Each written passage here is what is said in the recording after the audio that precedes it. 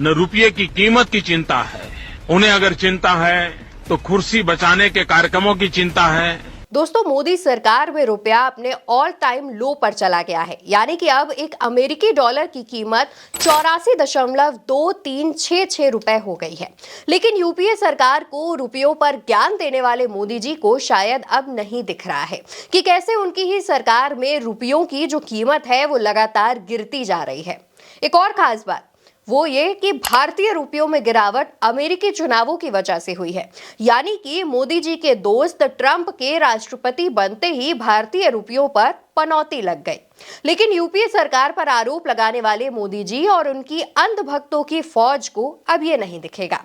दोस्तों, भारत के इतिहास में रुपया इतना कभी नहीं गिरा था, लेकिन जब से मोदी सरकार आई है तब से ये गिरावट लगातार जोरों पर है। अब इस गिरावट का सबसे ज्यादा असर जिस पर पड़ेगा वो है भारतीय मार्केट के इंपोर्ट सिस्टम पर, जिससे जो सामान बाहरी देशों से, दूसरे देशों से हमारे देश में आता था वो अब महंगा हो जाएगा। खास तौर पर कच्चा तेल महंगा होगा, जिससे पेट्रोल और डीजल की कीमतों पर भी असर पड़ेगा और ये असर आम आदमी की जेबों पर भी देखा जाएगा। इसके अलावा विदेश में यात्रा करना यानी कि घूमने जाना और पढ़ना भी महंगा हो जाएगा। मान लीजिए कि जब डॉलर के मुकाबले रुपए की वैल्यू 50 थी, तब अमेरिका में भारतीय छात्रों को $1 में करीब 50 रुपए मिल जाते थे।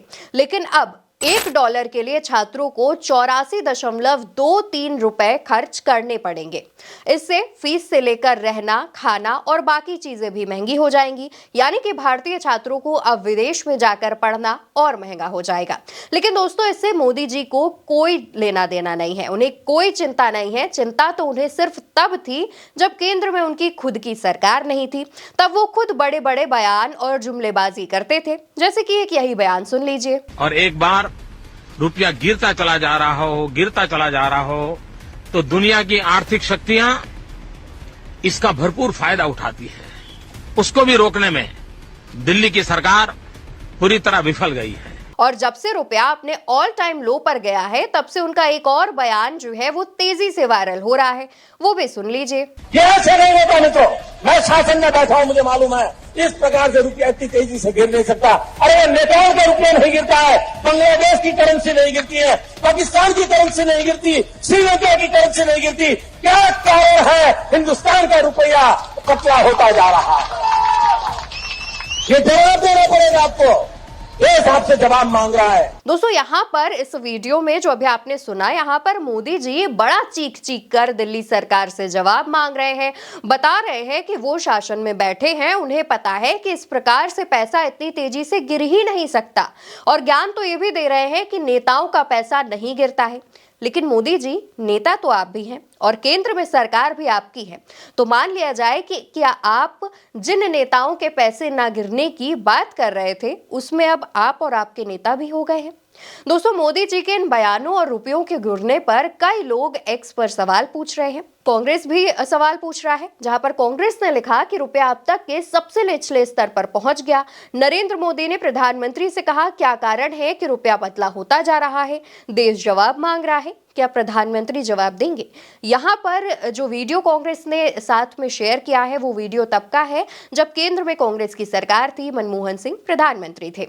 इसके अलावा सुप्रिया श्रीनेत जो कांग्रेस प्रवक्ता है वो लिखती हैं, रुपया अपने इतिहास के अब तक के सबसे निचले स्तर पर पहुंच गया। $1 इज इक्वल्स टू 84.38 रुपए। नरेंद्र मोदी ने कहा, मैं शासन में बैठा हूं, मुझे पता है रुपया ऐसे नहीं गिर सकता। बांग्लादेश, नेपाल, पाकिस्तान की करेंसी नहीं गिरती। क्या कारण है कि रुपया पतला होता जा रहा है? देश जवाब मांग रहा है। इसके अलावा अभय तिवारी नाम के एक यूजर हैं जो लिखते हैं, रुपया अब तक के सबसे निचले स्तर पर पहुंच गया। नरेंद्र मोदी ने प्रधानमंत्री से कहा, क्या कारण है कि रुपया पतला होता जा रहा है? देश जवाब मांग रहा है, क्या प्रधानमंत्री जवाब देंगे? वहीं अशोक कुमार पांडे नाम के एक यूजर हैं जो लिखते हैं, उनको फर्क नहीं पड़ता, कोई फर्क नहीं पड़ता। इसके अलावा केपी चौधरी नाम के भी एक यूजर है जो लिखते हैं, रुपया अब तक के सबसे निचले स्तर पर पहुंच चुका है। $1 की कीमत 84.38 रुपए। ये सरकार की नाकामी और अर्थव्यवस्था के प्रति उनकी संवेदनहीनता का जीवंत प्रमाण है। यहाँ पर प्रधानमंत्री नरेंद्र मोदी को टैग करते हुए लिखते हैं कि प्रधानमंत्री ने खुद कहा था कि रुपया गिर नहीं सकता, लेकिन अब वही रुपया इतिहास में सबसे कमजोर हो चुका है।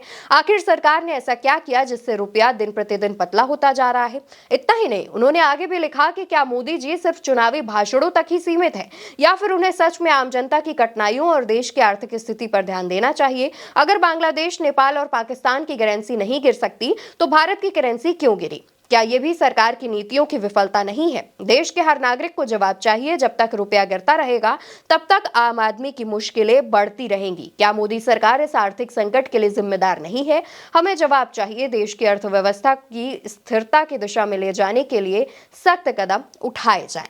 दोस्तों, जहां एक और प्रधानमंत्री नरेंद्र मोदी एक रहोगे तो नेक रहो जैसे नारों में जुटे हुए हैं, जैसे जुमले जो जनता के बीच जा जाकर सुना रहे हैं, उनके नेता बटेंगे तो कटेंगे जैसे बयान दे रहे हैं, नफरती भाषण दे रहे हैं, तो वहीं दूसरी तरफ जो भारतीय रुपयों की कीमत है वो लगातार गिरती जा रही है, जिसके बाद देश में महंगाई भी बढ़ेगी। लेकिन इससे भाजपा सरकार को कोई लेना देना नहीं है। प्रधानमंत्री और बीजेपी नेताओं की तरफ से इस पर अभी कोई भी बयान सामने नहीं आया है, क्योंकि अब शायद प्रधानमंत्री को यह लगता है कि यह जवाबदेही उनकी नहीं है। जब प्रधानमंत्री खुद विपक्ष में थे, यानी कि नरेंद्र मोदी जब विपक्ष में थे, तब कांग्रेस सरकार से, यूपीए सरकार से बड़े सवाल पूछते थे, जनता के बीच जा जाकर बड़े भाषण देते थे। लेकिन जब उनकी सरकार में ही रुपया लगातार गिरता जा रहा है, तब उनके मुंह से दो बोल भी नहीं फूट रहे हैं। फिलहाल इस खबर पर आपकी जो भी राय हो वो कमेंट सेक्शन में जरूर बताइएगा।